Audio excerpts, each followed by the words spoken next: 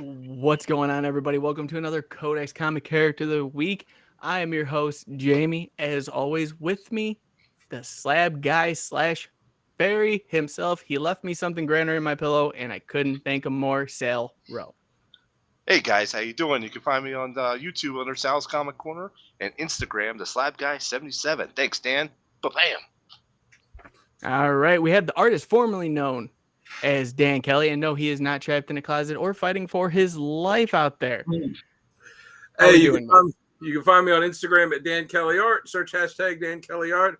I just topped 500 followers, so I will be picking someone at random tomorrow to give them a free commission. So go ahead and go follow me, and as long as you do it before tomorrow afternoon or whenever you see this, you could be it. And I'll do another one whenever I hit by Monday.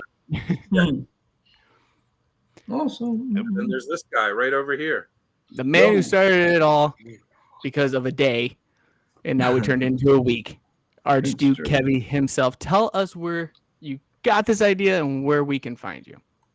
All right, what's going on, guys? We can find all of us, over on Facebook and Instagram from a place called Comic Character of the Day.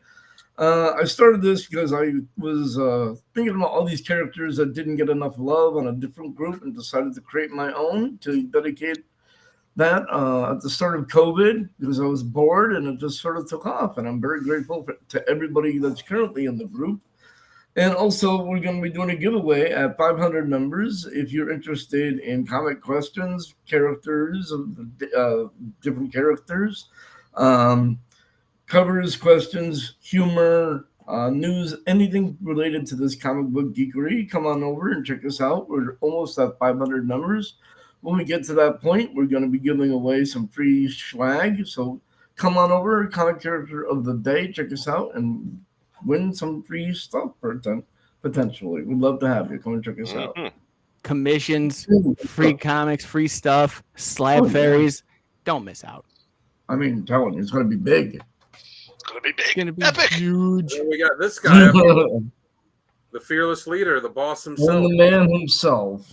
I don't like being called the boss because I literally listen to you guys and go, that's a great idea. I should have thought of that. But no, guys, again, thank you. If you guys didn't catch a pre-show, these guys have been pulling in the hours. Thank you guys for picking up the slack for me while I was out. Had some stuff going on, needed to take care of. I'm back. I'm fully back. I can't wait to show you guys what we did and what I did too while I was gone. But if you haven't, I missed you guys tremendous. I was making sure I was keeping up. You guys always see me at 7 a.m. on and 3 o'clock in the morning and the day before and the day before that. I like that anytime I message you, I look on Instagram chat that you're on Instant Messenger that you're on there, except I guess in the middle of the day when you have to go to work. Oh, my 12 hours of hell. I know. But no. But guys, you guys know what I'm going to say right now. Go check out the codexstation.com, your one-stop shop for everything Codex. I'm going to have these guys on there as soon as I can get our guy to let me have the info.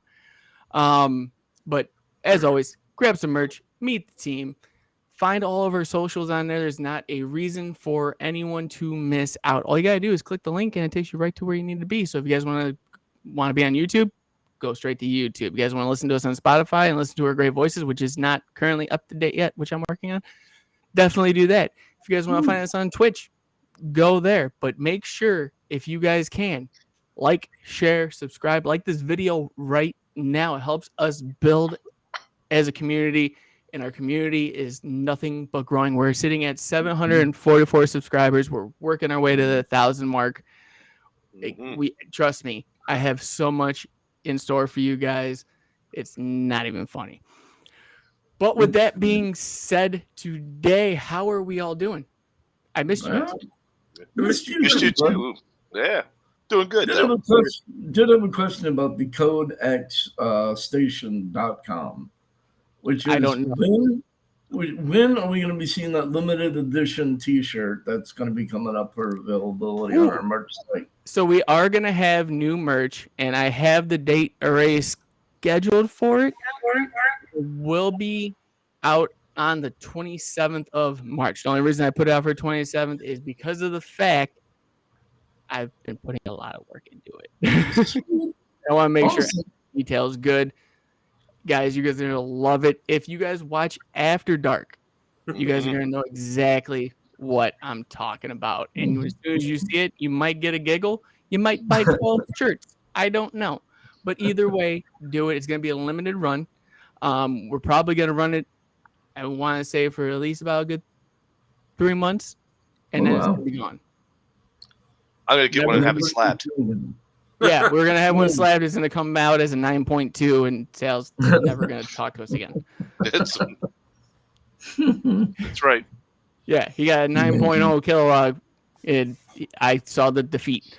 But no, we do have a great show lined up for you guys today. We do have the one, the only, the one that got beat with a crowbar but died from an explosion because he wants us to remember, Jason Todd, Red Hood. And with that being said, Dan, why don't you give us the origin of both? So Jason Todd's first appearance was in Batman 357 in March 1983. He was created by Jerry Conway and Don Newton. He was very different in his first appearance than the character that everybody kind of knows, because he was later retconned after Crisis on Infinite Earths. And then he first appeared as Red Hood in Batman 635 in February 2005. So I'm going to go with tell you the origin that's the accepted post-crisis origin. He was an orphan that was caught by Batman trying to steal the tires off the Batmobile. He became the second Robin and was later murdered by the Joker in something that was determined by a fan poll. And he was later resurrected when Superboy Prime altered reality by punching the wall between realities, which caused temporal ripples in the barrier that kept him separated from the rest of the universe. And he spent a year in a coma and was then an amnesiac that was wandering around. He was taken in by Talia al Ghul, who restored him to health, put him in the Lazarus pit, kind of put his mind right, but sort of not put his mind right, and he was off. He was off into the world. As far as his abilities, his powers, like most everyone in the Bat family, he has no superpowers. He's a world-class athlete. He's skilled in many fighting techniques, all the detective stuff and skills he learned from Batman. He's an expert marksman. He's a master of many different weapons, and just kind of an all-around badass. Serious. And he has the all blade. Now, let me ask before we continue: did we all vote to have him live or die back in the day? And if I wasn't alive. I did not call.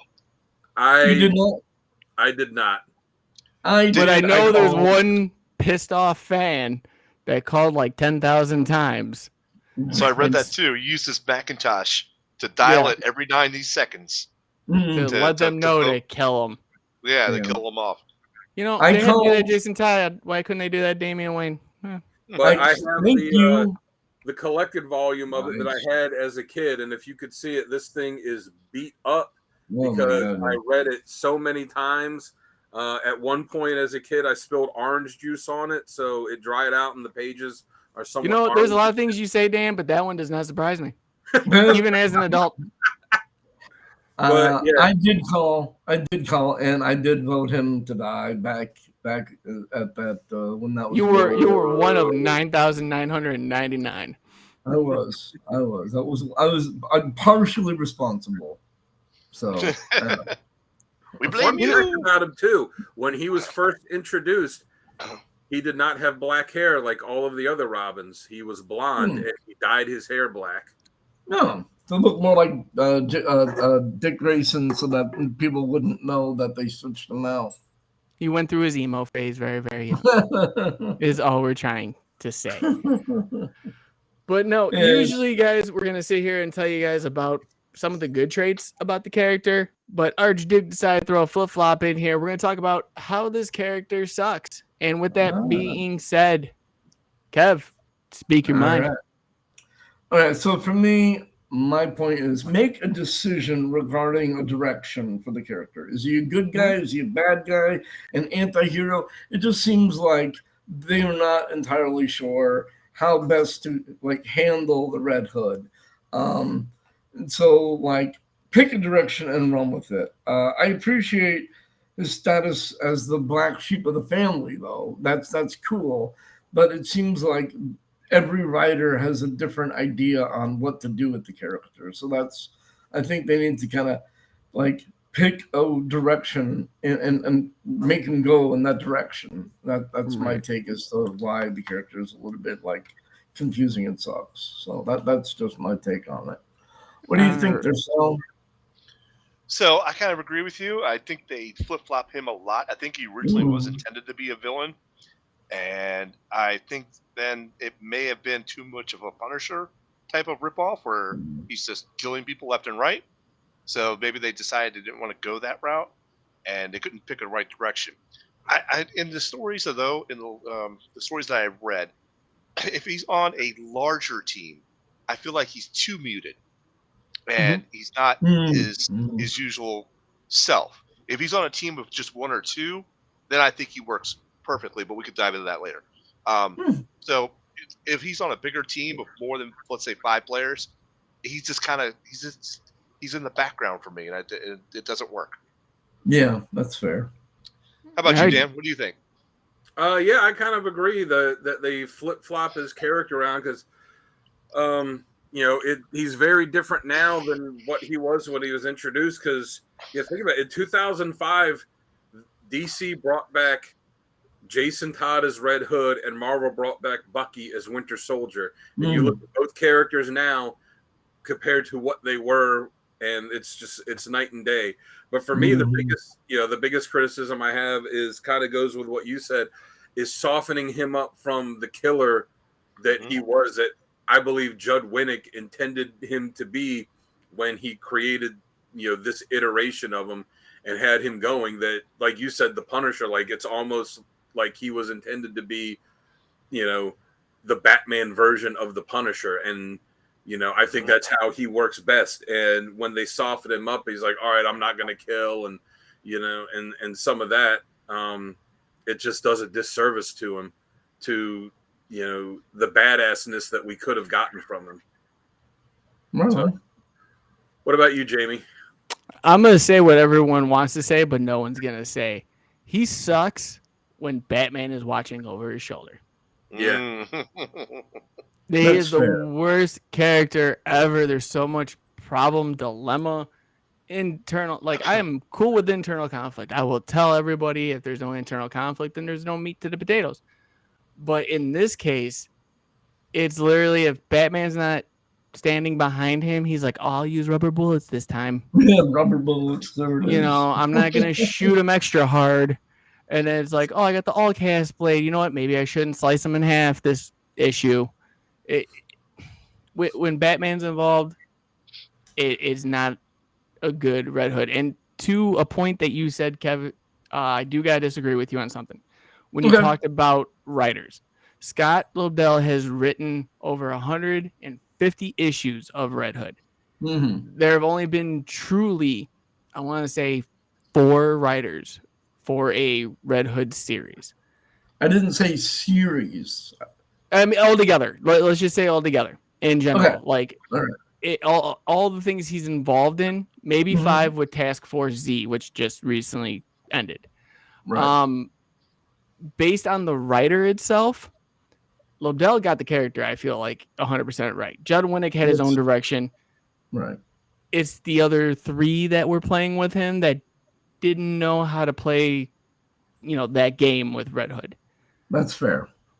And that we usually go or gravitate towards that area where it's like, oh, it's the writer that doesn't know what to do with them. I think Lobdell, after 151, 52 issues, did a stellar job holding that character together with the Outlaws. and Yes. changing the outlaws continuously. Mhm. But yeah, I mean, I agree with you guys. The only thing that I think should be said is with Batman, there shouldn't be a real connection between the two anymore. He should just be like, you know what? You let me die. I'm killing everybody. He doesn't need a chaperone. Yeah. Yeah, he doesn't need a guardian looking over his shoulder. He already knows what he's gonna do. He's just gonna do it. That's what it should be. That's fair, but on the devil's advocate flip side of that coin, you can absolutely understand that Batman would be like following him around, keeping his eye on him. Oh yeah, no, that's 100%. But being over there's a difference between watching and being directly over your shoulder. Yeah, absolutely agreed. There's a space necessity there that just isn't. I kind of like it how if you're reading the current Joker series, when he's hunting down, there's the two Jokers, and he's hunting down the one of them. In the most recent issue of it, it was one of the Batgirls that showed up and was saying something to him, and he's, Jason kind of says like, he sent you, didn't he? She's like, yeah, he's here. He wanted me to tell you like to get out of the city, to get out of the city. You don't, he doesn't want you here. Like, I feel like that's kind of, how it should be. Like, he doesn't need, there's enough of them in Gotham, go go there. But he's there for a reason, because he's hunting down Joker. Right. Exactly. Yeah, that's good. But with that being said, all of the characters we talk about, they might have great traits, they might have sucky traits. We go over all of them, but they do have badass moments. And to start us off with our top three, Sal, why don't you take this one away? All right. So for my badass moments, I have this one. I believe it was Red Hood and the Outlaws, Volume 1, Issue 32 by Scott Lobel. He's like, my name is Jason Todd, or better known to the NSA, CIA, Homeland Security, FBI, KGB, the Mossad, Interpol as Red Hood. So he's like listing off all these places, and he's just like, all these places know me as Red Hood. It's like, ouch. That was pretty cool. I like that. Just the way the tone came off of that was just really cool. Sick. And of course, I have for my second one, for his badass moments, and this is kind of pulling also from the Red Hood movie, if you've seen that. He's like, ignoring what the Joker's done, the graveyard says he's filled with people, the thousands of other criminals. I thought that I would be the last person who would let him hurt, as he's trying to convince Batman to kill Joker. And he goes, why would you let this pathetic, evil piece of garbage live? That type of line. That was just Under the Red Hood. Awesome. Yeah. I forever share that. Every time I see it on my feed, I'm like, share. Yeah. Yep. Yep. I love it. I actually play that movie sometimes in the background when I'm working, just to have that movie plays in my head every day. Of course it does. You probably have it memorized. That explains a lot. I do. So my last badass moment I've got is Batman number 424. The serial rapist Garzonas. He escapes the prosecution of his father's diplomat under his father's diplomatic immunity, and one of his victims was a girl that hangs herself, something to that effect. And Todd discovers it, and he makes a beeline for Felipe, the guy, and ahead of Batman, who arrives just in time to see the Felipe guy take a 22-story fall to his death, and Todd as Robin at the edge of the balcony, and Todd maintains this thing. Is like, I guess he just fell, he just kind of fell he off. splatted it. It's like, you see a big word bubble splat. Yeah, it's like, Batman's looking up, and Jason's like, oh no, I'm sorry, I tried. I tried to catch you. I guess I just spooked him. He slipped, That's what I have for my three badass moments. Who's up next for badass moments? Dan? We're gonna go with Dan. All right, Dan. I've actually got three completely different ones than you. Nice. No. I'm gonna go with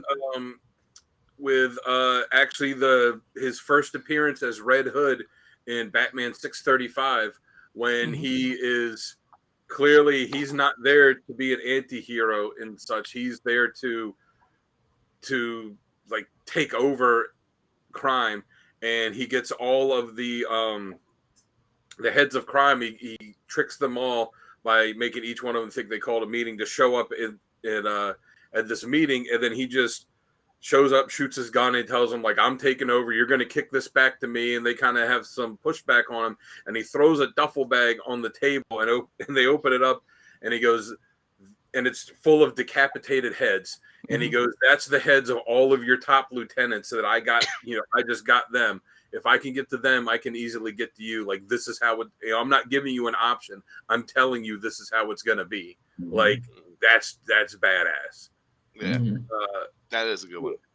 For the second one, I've got Red Hood, Lost Days #2, when it shows he dug himself out of his own grave. He was dead in the grave, and then, the two-boy thing makes him kind of come back, and even though he's really this kind of mindless guy, he dug himself out of the coffin and out of the grave, and it's not a superpower guy. Like, this is a dead teenager that was beaten with a crowbar and blown up in a warehouse, pops open and his eyes open in a coffin and claws his way out. And then the last one I have is in Three Jokers #1, shoots the Joker in the head. Or one of them, he's just like, you know what, I had enough of him. He shot the comedian. Yeah, but he's just had enough of him. He's like, you know what, bam. And like, that's how the first issue ended. And it's like, damn, like, how many years has everybody been waiting for somebody to do that? And he's just, and nobody has as much reason to hate the Joker as he did. Hey, especially three of them. By the way, if you guys have not had the chance yet, go check out a Three Jokers review over at the Codex Station on YouTube. We do a full review on it. Don't miss that. But without further ado, Kevy, what do you got for top 3 badass moments, bro? All right. I kind of have a couple of the same. Well, I have one the same as Dan there. Coming in to Gotham and just... Okay, so Gotham's had many crime lords, many crime things, many kingpins, if you will, over the years, and they all struggle and fight each other for dominance. Red Hood comes in and easily takes over and says, "You're all working for me," and just easily just shows them how, like, it's done. No qualms, no quarrels, no arguments. Like, this is my city. I own all of you, and does it with so effortlessly. That's just amazing. #2, it's not the Joker, but in Red Hood and the Outlaws #24, Penguin is taunting him, like, yeah, whatever, you're a part of the bad family. I got nothing to worry about from you. Like, yes, he's gonna do something hardcore, badass, got nothing to worry about. And Red Hood pulls out a gun and shoots the Penguin in the freaking head. Like, that's just like, whoa. They don't do that in comics. I mean, they do, but not like bat people. Like, if it was Punisher, you'd see it coming a mile away. If it's a bat, that bullet was not rubber. No, yeah, that was sick. And my #1 is using his own murderer's alias as an identity. It's a great way to take back his power, and why it's the perfect clue to let Batman know who he is. Because when Red Hood comes back, Batman and starts doing the crime thing, Batman has no idea who he is. But the fact that he puts on the Red Hood, which was the Joker's identity before it was Jason Todd's, was kind of a clue for Batman to pick up on, like, wait, that can't be him. And all the shit that he does, well, I mean, yes, but the vast 75% of that whole crime thing was to Batman, to play Batman, to get him to be like, okay, he plays the game so well to put Batman exactly into the position that Jason wants the Batman to be in, which is not a Robin thing. That's a full-on Batman thing. That just shows how good Jason Todd can be if he's actually wanting to play and do what he wants to do. to be proactive instead of reactive, which is most superheroes. Right. No, totally understand those. So for mine, actually, we have a few of the same here, but I'm gonna go a little bit more into detail. I'm gonna go start off with Three Jokers and him shooting the comedian Joker in the head. And it wasn't for the fact that he shot him in the head. It was the walk away panel where Barbara asked him, like, was it worth it? He's just like, I don't know. I don't feel any different. Like the redemption over like a 20-year span just did not finally culminate in that one moment. But everybody that read that first issue was like, finally. But then you have Red Hood being like, just it didn't feel right at that point.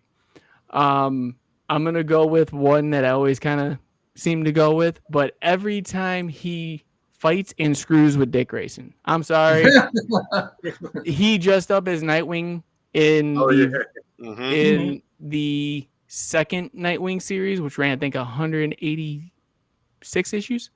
But there was a whole 10-issue arc of Jason Todd being Nightwing and just making a fool of Dick Grayson the entire time. And the fights that happened were just amazing.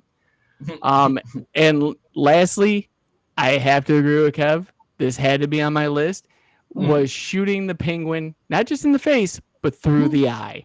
Oh, yes. And so the explicitness of it was just pure amazing. Like it, and that was one of the things I was talking about with Batman kind of over his shoulder. He told Jason, don't go after him or I'm coming after you. And he's like, okay, cool. Whatever you say, bats. And then goes and shoots him. And then there's I'll get into it later, but there's a huge thing that happens after that. So which book was that in? Where that was, I can pull that up. Give me a second. That one was Red Hood and the Outlaws, number 24. Yes. Okay. Oh, okay. Yes. And that's why I think Lobdell did an amazing job because he played both sides of that fiddle so well. That was great. That was so cool. Absolutely. All right. But with these badass moments, we need to talk about what makes this character great.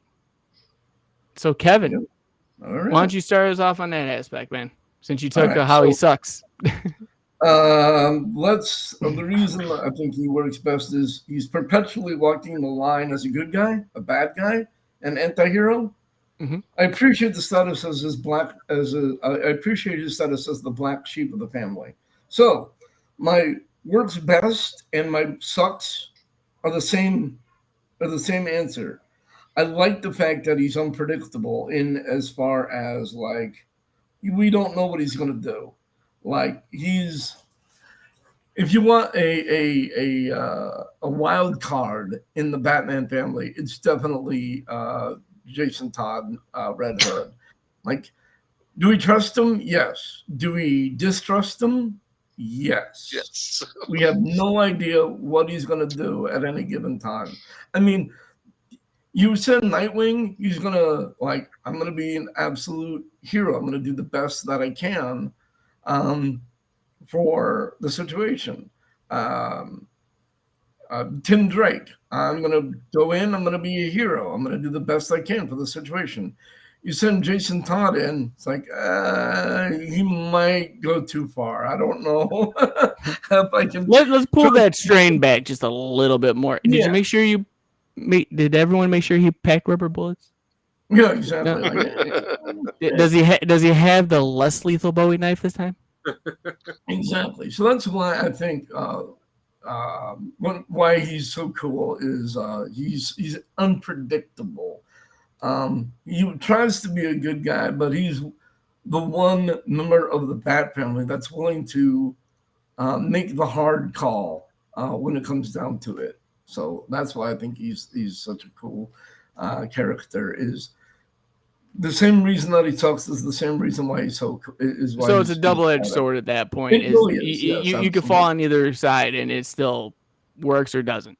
Right, exactly. That's when I think he works best. Is unpredictability. Very cool. Okay. That one. Very, very good way of saying it. So Dan, what do you think? I like it when he is closer to his original iteration, where he is just absolutely brutal with taking out his enemies. He's like, I'm going to shoot Joker in the head. I'm going to shoot Penguin through the eye. I'm going to give you a duffel bag full of decapitated heads as my way to tell you, like, I'm in charge.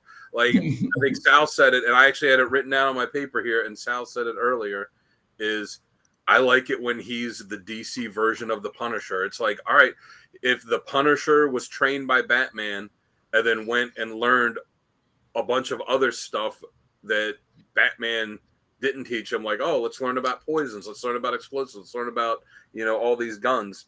That's the way I like him best. Yeah. So what about you, Sal? So I gotta agree with you, Dan. That's one of my points as well. And I feel like I want to kind of elaborate on it a little bit more. And it's almost when he's that original iteration, he's almost like he's full of rage when he's fighting. Yes. He's just pure rage at that point, and that works for that character. 100% hands down. He's just full of rage. He just wants to kill everything evil in the world. And if you get in his way, he'll kill you too. That type of situation. So he does it in a smart, skillful way. It's not just pure rage. It's rage backed up. Yeah. True. Yeah, like you see in his early appearances, how like Jamie was saying, and you were saying too, he's not just, oh, I'm going to jump in here and shoot everyone. Like, he's got it planned out the way Batman plans stuff out in advance. When they always say, like, oh, Batman could beat anyone if he's got time to plan. It's like that's closer to true with him, because he's willing to go the step over the line that Batman won't. But it's the same thing. Like, he's going to have everything planned out. Like, they're going to do this, and then when this happens, it's going to be this, and then when this happens, it's going to be this, and then I'm going to explode them. Yeah.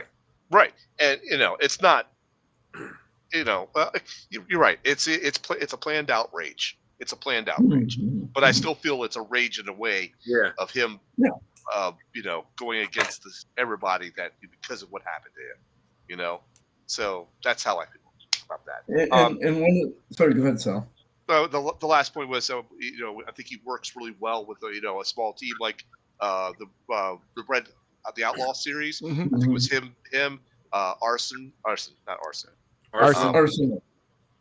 that? Arsenal. Sorry, yep. Arsenal and Starfire.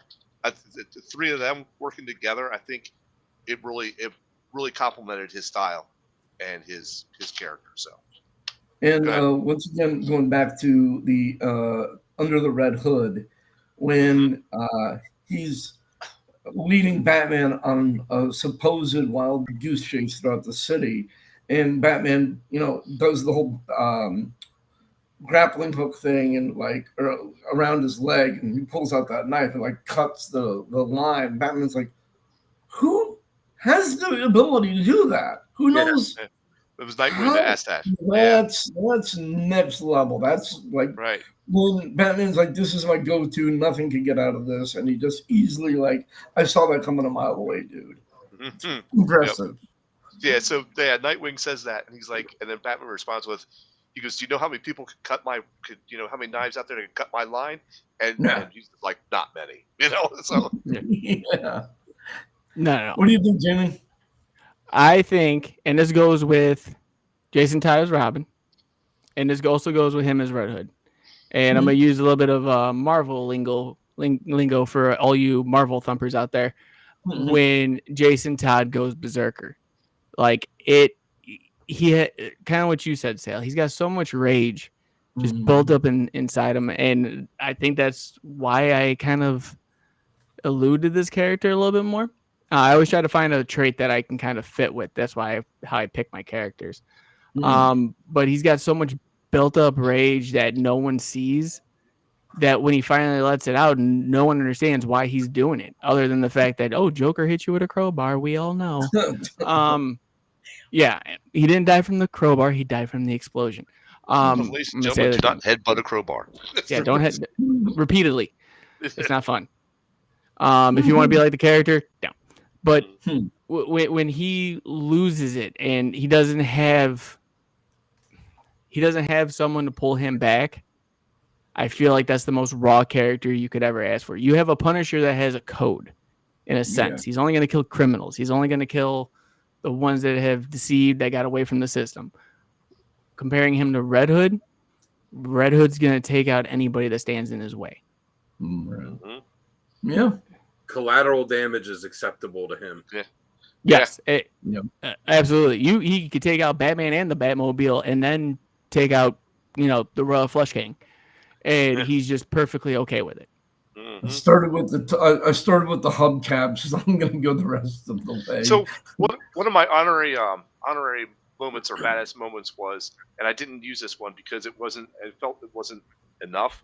He actually was planning to kill Batman, and he had planted the bomb on the Batmobile, and he was ready to blow him up. But then he was like, "No, he's not going to know that I did this then, so I'm not going to do that." So badass. But with that being said, like I said, we all know why these characters, have these criticisms, why they're great, written well or not.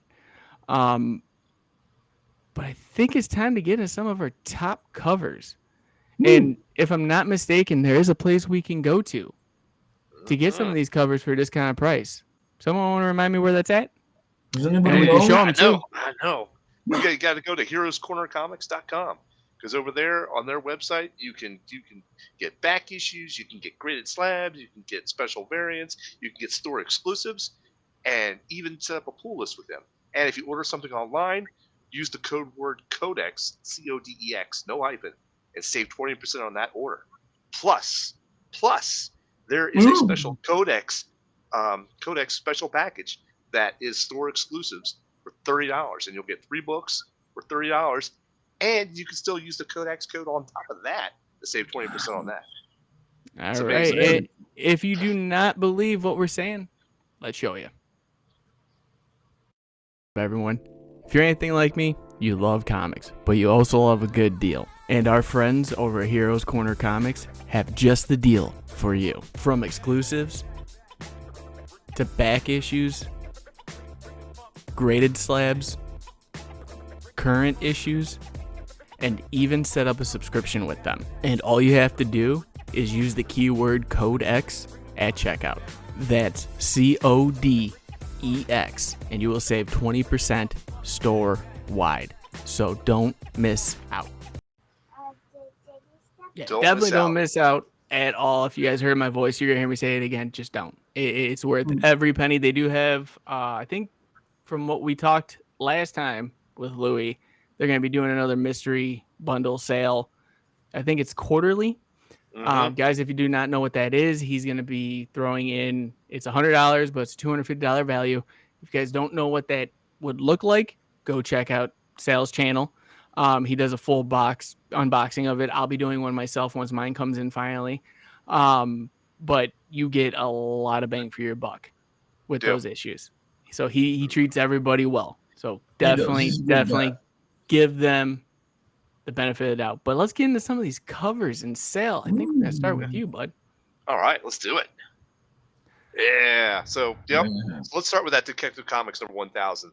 Like Dan was talking about in the pre-show earlier, this is like the classic costume. If you feel like you can go buy a jacket at the Armory Surplus store, you're halfway to cosplay right there. It's just a badass cover for me. The second one, I forget what issue that was. What issue was that? I have it written down. No, I do not. Okay, so let's just go with it. It was from the I want to say the Redemption storyline, I believe. And the cover alone is just badass with Nightwing and it looks like Artemis and Bizarro Superman. No, this is Red Hood and Outlaws. Red Hood and the Outlaws. Yep, Red Hood and the Outlaws, because this was the Bizarro storyline. So that was just a badass cover, because I love the axe from Artemis too. It's just wicked. It's like the anti-DC trilogy or Trinity. And then for my last cover here, I do believe this was the same series, but yes, it is.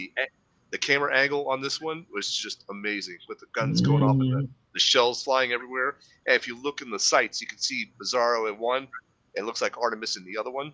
Other sight. Well, Sal, real fast, that is actually the Red Hood and the Outlaws first series, the Rebirth one Oh, it's the single Rebirth. issue. Okay, thank you. Sorry about that. I didn't write those down. It's been so long. I forgot about that. But still a badass cover. All right. Next up, No, we're gonna have. Give me 1 second here. We're gonna do Dan next. All right. All right, so Oh, I've got on the far left, I've got the Red Hood and the Outlaws 26 variant. It's so badass. You see him there, and then how his body just kind of turns into the bats as they're flying away, and he's holding, the Red Hood mask, but it's kind of almost has the skull appearance, and it's dripping with blood, and his whole face is obscured with shadows. Like it's such an awesome image. It would make a great poster. Then the middle one, real fast, Dan. That is actually a connecting cover variant along with Nightwing 54. Oh, okay, nice. So it's got the bats. Yeah, the bats connect, and you see how like they have the blue in it. Yeah. Instantly, the red flies into Nightwing side. That's awesome. Oh, nice. That's The middle one, I'm gonna look that up. The middle one, the Deathstroke number 16, just the way that you see the two of them getting ready to go at each other. One's got the knife to his throat, the other one's got the gun on him. Or Deathstroke's got the gun on him, he's got the knife. It's just badass. And of all the members of the Batman family, like that's the guy that you feel like if he was really to face off with Deathstroke, he's the one that might be able to actually legit take him out, because he's the one that's willing to go as far as Deathstroke is. Mm-hmm. And then the other one, I got Batman Annual 25 from the part of the storyline when they brought him back under the Red Hood, and it's just such a great cover because it's also a callback to when he died as Robin, and the cover of the Death in the Family trade where it's Batman holding him after he finds him in the rubble. So yeah, those are my three. All right. Those are awesome covers. Kevin. Oh, all right. Let's see what I got. Hey, look at that.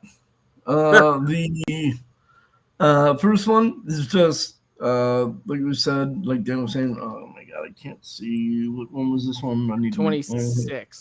All right. So number 26. It's the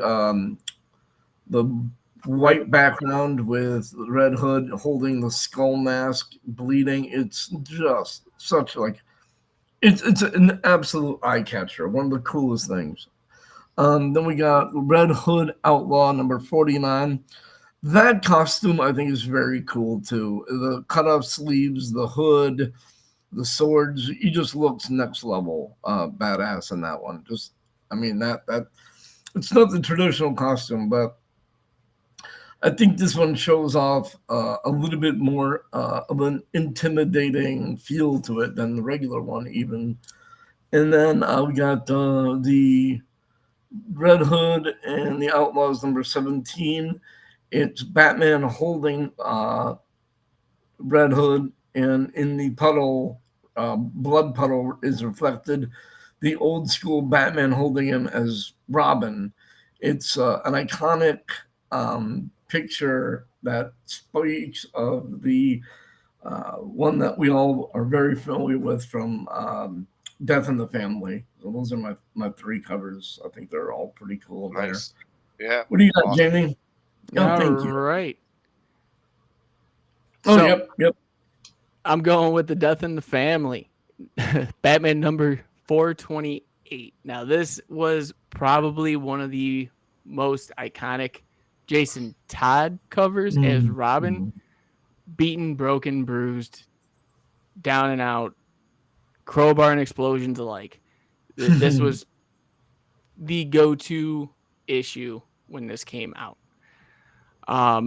Next up, I have Task Force Z number 12. This is the B variant, but this shows the lineage of all of the Red Hood outfits through the years. So from Robin all the way up to current. And then lastly, I have Red Hood and the Outlaws. This is volume 2, issue 25. This is after, like we talked about earlier, Red Hood shot Penguin in the face. Batman was after him. And I think this is the most probably iconic Red Hood cover you could ever find, is him and Batman going at it, but Red Hood having the upper hand. And it looks like they're dancing and are about to kiss. You just ruined this cover for me. They're on a lampshade trying to kill each other. How dare you? Next week, Art Stuckey takes a leave of absence. For the next month. Oh my God. But obviously, covers are great, but what's put into these pages and panels is even better, from artists to writers, and what makes these stories so great. So with that being said, let's get into some of our recommended readings. And we are going to start off with Kevin on this one. All right. My most reads was number 3 is, or let's go with them as it is, Batman Under the Red Hood. It's the reintroduction of Jason Todd into the DC universe after he was killed in number 2, Death in the Family. So those two right there, they're I think the ultimate. If you want to get to know who Jason Todd is, those two are the absolute top that you need, top 2 that you need.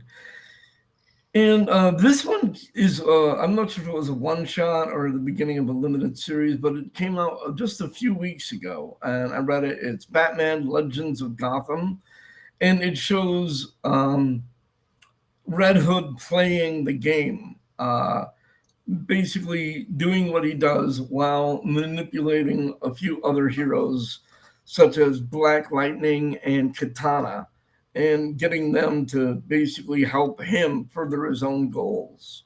He just plays the game. It shows him doing the Batman thing with playing people against each other and against themselves in order to get his way. It's great. It's not as well known, but just came out. Worth getting. Batman Legends of Gotham. It was great stuff. All right. Next up, we have Sal. All right. So I, of course, got Death in the Family. This is like if you don't know anything from the character and you want to start fresh right from the very beginning, this is the story you need to read. And yes, this just starts it all. This sets the tone. Okay. I also have Redemption on there. This was a good series. This I would at least start out with issues 1 through 7 to see if you like it, if it's your motif. But this was a good story. I think it was well written, and it was actually drawn really well as well. So recommend this one 100%. And then my last one is, of course, Red Hood and the Outlaws Volume 3. This is the Bizarro Reborn or Rebirth series. I would definitely check out at least the first 5 issues of this to see if you like this. But this also gives you the style of the character that's enjoyable. Let's put it that way. Me disagree. Ooh. Oh, you disagree? Yeah, okay, Bizarro. Thank you, Kevin. It just turned into 2 months sabbatical. Next up, we got Dan. Yeah. So, like these guys, I'm gonna say same thing too. A Death in the Family. This was, this was the defining story of this character before he came back as the Red Hood, which was, like 2 decades after they killed him. Mm-hmm. This was his defining story. This was really the only thing that he was really kind of remembered for, and not just a defining story for him, but a defining story for Batman and comics in general, especially with the way they had, where people could call in and vote, and just the idea of doing that. And they also, if you look it up online too, you can find that they had done the artwork for him dying, which is what happened, and the artwork for if Batman had found him and it turned out he was alive, depending on if the vote had gone that way. But yeah, Death in the Family is a must read. After that, I'll go with Under the Red Hood. That was the story that reintroduced him to the DC universe and had him go from being Robin to Red Hood, and brought him back. And then I'll say Red Hood: The Lost Years, which came out pretty much right after the Under the Red Hood. It was a 6-issue miniseries that showed how he came back from how he dug himself out of his grave, how Talia found him, put him in the Lazarus pit, how he went out to train, and basically how he trained the way that Batman trained, where he would go around the world finding different people that were masters of different things and learning from them. But everything he was learning, he already had all the stuff Batman taught him, but he was like, I'm going to go find the person that's best with poisons and learn from that. I'm going to go find, the person that's a best sharpshooter, the person that's best at explosives, the person that's best at, small arms, like all this stuff that Batman doesn't do. It's him learning that. And then you see him starting his mission, which started as, I'm gonna kill Batman because he let the Joker kill me and didn't do anything about it. And how, as he's training with these terrible people, how his mission kind of morphed into kind of the Punisher like anti-hero, going to find justice, but not doing it in a way that all the other superheroes would approve of. Yep, fair. So those are the 3 I got for you. What about you, Jamie? All right. So first off, I got Batman Battle for the Cowl. I thought this was probably one of the most fun 3-issue series I've ever read. In a sense that you didn't know who was going to take up the mantle after Batman, and seeing a Batman guns a-blazing Red Hood, it just speaks for itself. Yeah. Next up, I got Batman 3 Jokers. And this was more of primarily a Bat family title rather than just a Batman title. We talked about it earlier, the iconic walk away scene after he shoots one of the comedian Joker in the face. But you see a lot of the struggle that he goes throughout that whole series. Like, he gets caught again and manipulated and put through basically hell. And it's just one of those things where it's like, okay, well, this is Jason Todd's bread and butter. This is what he's been through. He knows this, but you don't know if he's going to come out of it all right. And then lastly, Teen Titans Life and Death. And this is one of those stories where Jason Todd came back and basically was trying to show he was the alpha against the Titans. Was that the one where he broke into the tower? Yes. Okay. Yes. Yeah. So nice. If I was going to pick 3 and you're just kind of trying to get into a Jason Todd Red Hood story, these are small series. You can definitely pick them up. You don't need anything lengthy on them. I know a lot of the Outlaw series are 50 plus issues. And then, if you want something that's just quick, these would be the ones for you. Nice. Very cool. With that being said, like I stated earlier, every one of these comics has a great writer and artist that's contributed to it. And when you look at this character, you automatically think of who you want to see drawing it and who's writing it. Almost like a voiceover, Mark Hamill doing the Joker. I can't voice anybody else when I'm reading Joker aside from Mark Hamill. So this is what we're going to talk about here right now, is our artist and writer for Red Hood. Or Jason Todd too. Dan, why don't you take this one away?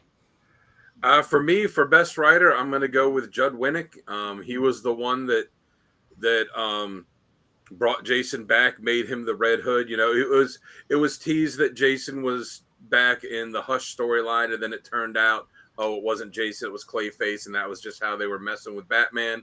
And then when Judd Winnick brought him back, he kind of tied all that in. But yeah, he brought him back. He set the basis for the character. I like the way that he wrote him, like I said, as kind of the Punisher-esque Batman, which also makes me would be interested to see Garth Ennis write him one day too. But yeah, so I'll go with Judd Winnick. And then for best artist, I'm going to go with Jason Fabok, because He didn't draw them a lot, but he did that 3 Jokers miniseries, and his art is just absolutely gorgeous. And he just, he draws Red Hood to the way that when I think of Red Hood, I'm like, that's it. That's the badassness. Fair. All right, Sal, what do you think? Well, Dan took both of my spots right there.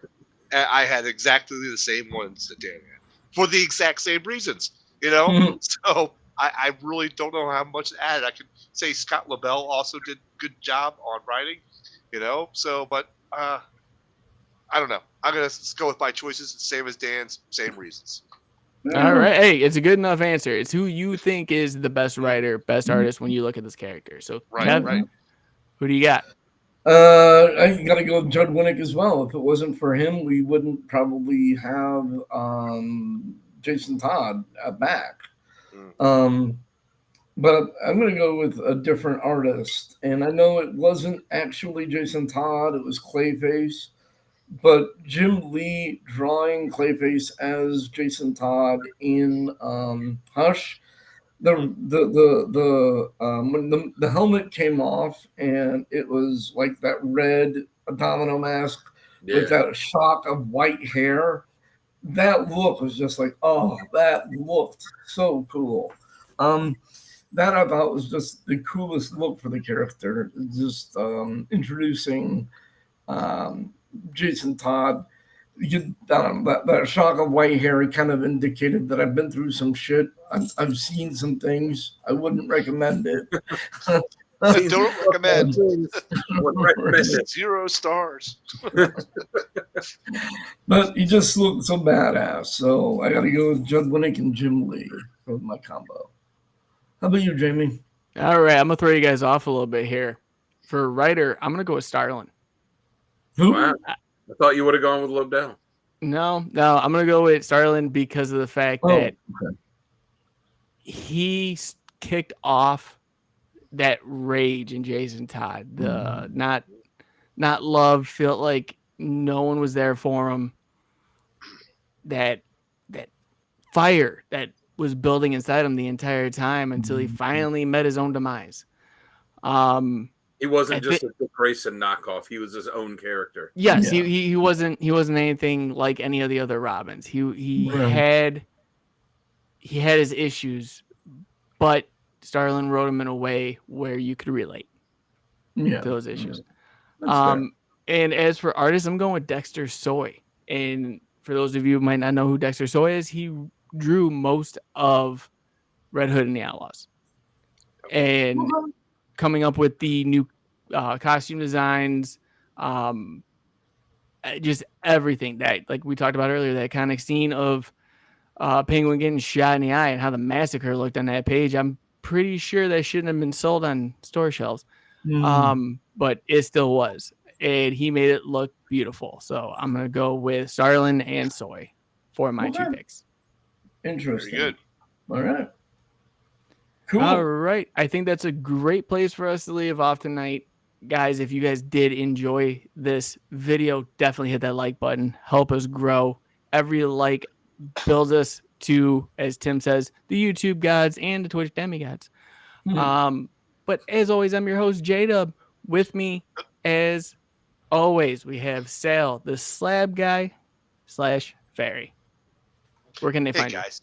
All right, you can find me on YouTube under Sal's Comic Corner, and also under Instagram as the Slab Guy 77. And I want to do a quick PSA. Seriousness, if anybody out there is relating to that rage building up inside you, please reach out to friends, anybody that can help you talk it out. Because building up that rage inside you like that is not healthy at all. No. Even though we enjoy the story and we enjoy this character and how he was written, to have that much rage inside you is not good. So reach out to anybody and get help. Just get stuff off your chest. You stole my ending monologue. But you can always wrap it up in a prettier picture. Go ahead. I will try my best.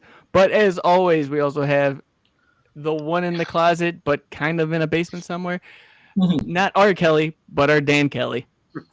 You can find me on Instagram at Dan Kelly Art. Just search hashtag Dan Kelly Art. Commissions are open. And since I have just topped 500 followers, tomorrow I will be choosing someone at random to get a free commission. So you have a few more hours to follow, and it could be you. Woo! So go check it out. And then we got this cat right over here. The one, the only, the man who started all this nonsense from a day to a week. Archduke Kevy, tell us where we can find you and how this all got started. Hey guys, thank you, Dan. If you want to go and check out what I got going on, go over to Facebook or Instagram and look up Comic Character of the Day, where we post a different character, a different cover, anything humorous, questions to engage the audience, and anything news related about this comic book geekery that we all know and love. We are almost at 500 members. When we get to 500, we're going to be doing a cool giveaway where we get some free comic book goodies, including comic books themselves. I have a trade paperback run that I'm going to give. Dan said he's going to do a free piece of his art from Dan Kelly Art. Sal said he's going to donate a slab. Okay. And with that, I mean, what more can you possibly ask? What's that? And Jamie's going to host all of it. And Jamie's going to host all of it. I mean, you can't go wrong. I mean, I actually phone lines are open. I want to quit this group and rejoin just to get in the possibility of getting this cool stuff. What was the phone number they had for? It was a 1-800 number. Jason Todd dies. 1-900-720-2660 for him to live, and 1-900-720-2666 for him to die. I mean, you know they did that intentionally. Oh yeah, 100%. 100%. Oh, take us on home, Jamie. All right. Well, you guys know what I'm about to say, guys. If you haven't had the chance yet, go check out the codexstation.com, your one-stop shop for everything Codex related. Get some merch. There's gonna be an exclusive coming out here within the next month. I've been working very hard on it, and Dan has too, so I got to give Dan props on that one. Meet the team. Follow us on all the socials. Let us know what you don't like and like. You have no reason not to follow us. Like, share, subscribe if you can. We would love it if you guys would join the Codex family. It means so much to us. Let this joy into your life and this light into your heart. Yes. Oh, now, real fast, I usually have the same exit monologue every week, no matter what it is. But this time is going to be a little bit different. And this is something that's coming straight from the heart. And it kind of goes with what Sal said. If anybody out there, and I don't care from young to old, and I might get a little emotional here on this one, but if you're struggling, reach out. If absolutely you feel like you can't grasp anything, go through your phone, call every single person until someone picks up. Even if you can't. Go outside, talk to a stranger, do something. Work out, get your mind off of it. Because life is better with you here than without you. And I know that a lot of people feel that nobody can relate to what you're going through. Believe it or not, it happens to everybody. You are not alone. Not for a minute. All of our socials are always listed. You can find us basically anywhere. You can reach out to any single one of us. Our chats are always open. Absolutely. It doesn't matter day or night. I'm up 24/7, so you guys know I'll answer. Absolutely. But with that being said, a little bit of emotions out of the way. Everyone needs it. Guys, ladies, gents, thank you so much for joining us tonight. But unfortunately, we got to bring this to a close, and we will see you all in the next one. Can we reveal the character for the next one? Peace. Oh, yeah. What am I doing? Guys, reveal the character. Do it now. Yes. Ant-Man, Scott Lang. Ant-Man, Scott Lang. Hi, guys. Go see the movie, and then come see us to learn what comics you should read about him. Yeah. Sorry, it's awesome. Sorry, we almost forgot about that. We didn't see him there. Yeah, he was so in the quantum realm that. All right, bye guys.